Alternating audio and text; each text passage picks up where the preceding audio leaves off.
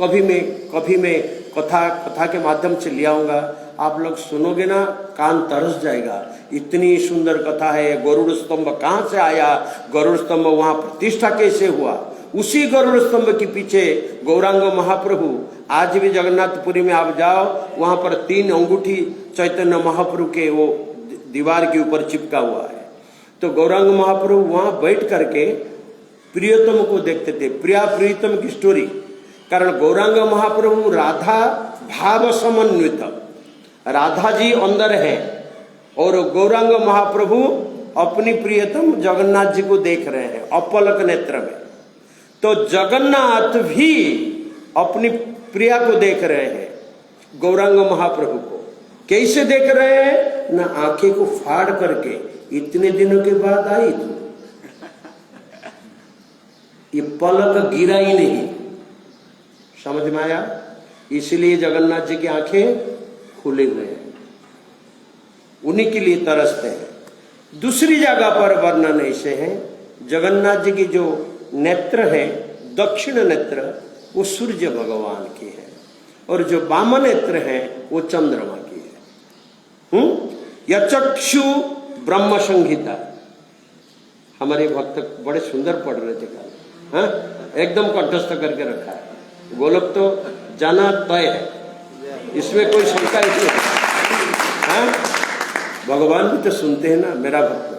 भगवान बोलते हैं पद्म पुराण, भगवान कहते हैं जब भक्त मुझे भोग धराता है और मंत्र पढ़ता है, श्लोक पढ़ता है, कीर्तन करता है, मैं भक्त की उस वाक्य को सुन करके भोग को तो भूल जाता हूं और उन्हीं को देखते रहता हूं और श्रवण करता हूं। भगवान ऐसे स्टेटमेंट देते हैं।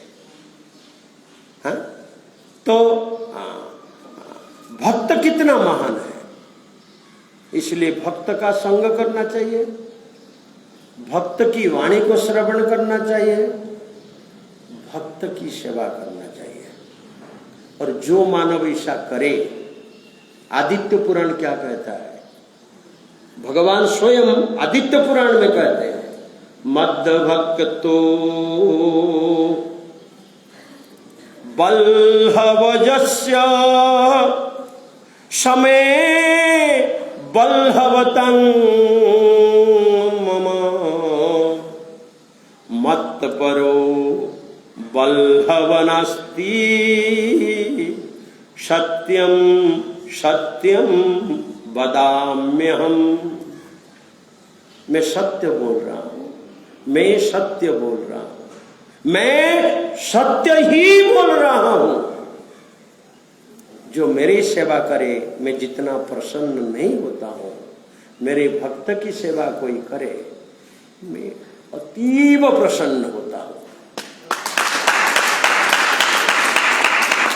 तो ये भक्त की कथा जयदेव गोस्वामी से फिट बैठता है। आप सभी को मालूम है जयदेव गोस्वामी कौन थे। जयदेव जी की पत्नी पद्मावती, और जयदेव जी जगन्नाथ जी के ही अभिन्न रूप है ना। तो जब हमारे भारत की संस्कृति आज भी है, घर में कोई नया फल हुआ, वो फल को हम ठाकुर जी को पहले चढ़ाते हैं, पहला फल को, राइट। और गृहस्थ जीवन में पहला गर्भ में कन्या होना बहुत शुभ माना गया है, क्योंकि उस कन्या को हम चैरिटी दान में देते हैं, दान में देते हैं। कन्या की जन्म हुआ और पिता ने कन्या को लेकर के जगन्नाथ जी के चरणों में चढ़ा देते हैं। पहले दिनों में देवदासी प्रथा ऐसे ही प्राय चलते थे, एक जगन्नाथ जी का। और जब वो छोड़ करके आ गए, जगन्नाथ जी शून्य वाणी किए, बोले भक्त मेरे, ये कन्या को मेरा ही रूप अभी गीत गोविंद लिख रहा है जयदेव, ये कन्या को उसे सौंप दो। और भक्तराज ने जगन्नाथ जी की वाणी को अब कैसे अन्यथा करे, बाल्यकाल से ही छोटी थी, जयदेव गोस्वामी को सौंपाई, जे इन्हीं की सेवा करो बेटी। जयदेव जी कहते पत्रकुड़िया में जीता हूं, मैं कन्या को कैसे संभाल सकता हूं? ना ना ना ना, लेके जाओ। बोलते नहीं, जगन्नाथ जी के आदेश है, हम ले नहीं सकते, संभालो।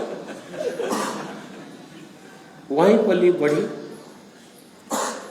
जब वो गीत गोविंद की लिखे, ये जो हमारा दशावतार स्तोत्र है, नृसिंह स्तव है, पढ़ते हैं, प्रलय परिविधि जड़े तब कर कमल बरे, ये गीत गोविंद से ही उद्धृत हुआ है। और गीत गोविंद को लिखते हैं। कभी पद्मावती को पत्नी रूप में उन्होंने स्वीकार किया ही नहीं था। एक प्रकार से ये लिखते रहे, पढ़ते रहे और कुकिंग करती रही और खिलाती रही, यही चलता था। एक दिन की बात ऐसे हुआ, जब वो श्लोक लिखने के लिए गीत गोविंद प्रेयर में आया, उदारम पद पल्लव मुदारम, जिस राधिका मानभंजन में बैठी है, मानिनी मान कर बैठी है, और उसकी लीला बहुत सुंदर है। चंद्रावलीपुर को भगवान चले गए थे, उसकी स्टोरी बहुत सुंदर है, एकदम मनमोहक स्टोरी है भगवान श्री कृष्ण चंद्र का। पर वो मानभंजन में श्रीमती राधिका बैठ गई और तुम बेकार हो गए, तुम ये साड़ी चेंज करके आ गए, सारा रात दिया जला के मैं बैठी रही और तुम चंद्रसेना के साथ मस्ती मारते रहे। राधा रानी जो बोलना है बोलती चली गई। भगवान कैसे मनाए? भगवान मनाए तो कैसे मनाए? पद पल्लव मुदारम। अंत में भगवान ने क्या किया ना, दोनों चरण राधिका जी उठा करके मस्तक में रख दिया। अब तो मान जा। जयदेव गोस्वामी ऐसे सोचते हैं, वो लिख नहीं पाए। बोले चतुर्दश ब्रह्मांड के नायक चरण में गिर करके, राधिका जी के पैर को उठा करके ना, किंतु मन में रख करके पद्मावती को बोले, पद्मावती थोड़ा तैल ले आओ। पहले दिन में स्नान करने के लिए तैल मर्दन होता था, तेल लगा करके पानी के अंदर हम जाते थे, चले गए स्नान करने के लिए। ठीक है, सवेरे गीत गोविंद लिख रहे और ये मन में उनकी चंचलता हो गई, मैं कैसे लिखूं, क्या करूं, करते करते चले गए। इस अवसर में भगवान कृष्णचंद्र प्रकट हो गए। वो जयदेव की रूप लेकर के वापस आ गए कुछ क्षण के अंतर में। आकर बोलते पद्मावती कुकिंग कर रही थी। बोले क्या हुआ? बोले श्लोक याद आ गया, थोड़ा मेरा पोथी ले आओ। तो पद्मावती पोथी लेके दी और भगवान अपने हाथ में लिखे। संसार में लाखों पुस्तक हो सकता है, गीत गोविंद की पुस्तक में भगवान अपने हाथ में लिखते हैं। वो पुस्तक भगवान के हस्ताक्षर है। पद पल्लव मुदार, जो वो सोच रहे थे ठाकुर जी ने उनको लिखा। तो भोजन किए, भोजन परोस दिया, खिचड़ी बनाई थी जो भी। फिर शयन कक्ष में भी ले लिया और श्रीमती जी ने उनके चरण भी दबा दिया। फिर वो सो गए, ये आके भोजन करने लगे। ये हमारा भारतीय संस्कृति है भक्ति जीवन का, पति को खिला करके पत्नी खाती है। ये समय में ये तो डुप्लीकेट थे, जो ओरिजिनल गए हुए थे तैल मर्दन करके वो वापस आ रहे। आके क्या देखा, जीवन में पहली बार पद्मावती भोजन कर रही है। तो वो आश्चर्य में पड़ गए, आज इसी उल्टा बात कैसे हुआ?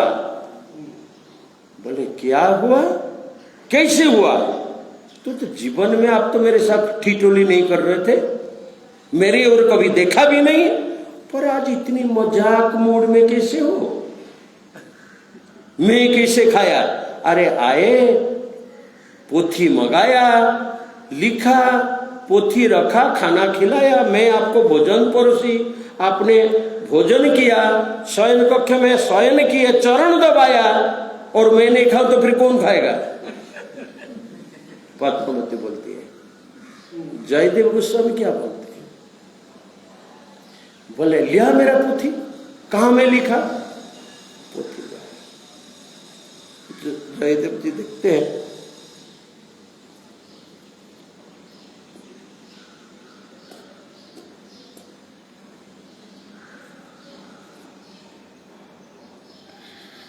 हरे कृष्णा कृष्णा कृष्णा कृष्णा हरे हरे, हरे राम राम राम हरे हरे, हरे कृष्णा कृष्णा कृष्णा हरे हरे, हरे राम राम राम हरे हरे।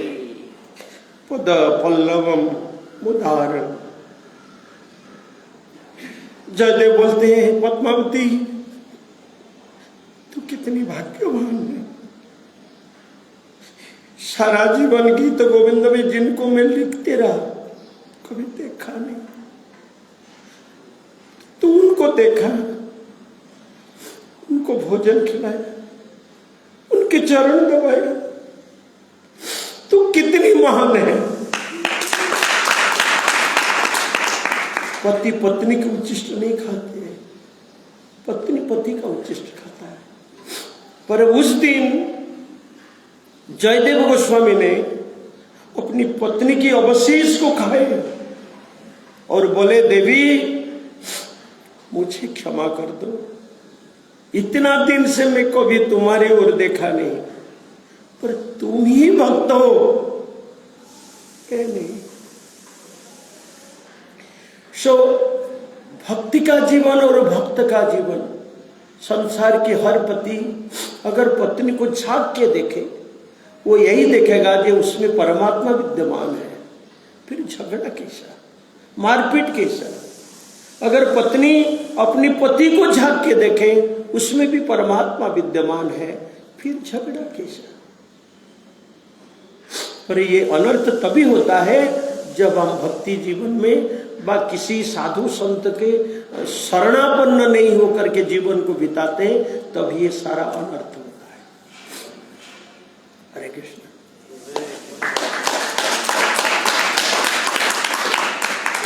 सिंह चैतन्य प्रभु के जय, प्रभुपाद महाराज के जय। इस श्लोक काल के लिए काल भागवत भगवान आज बस हो गया।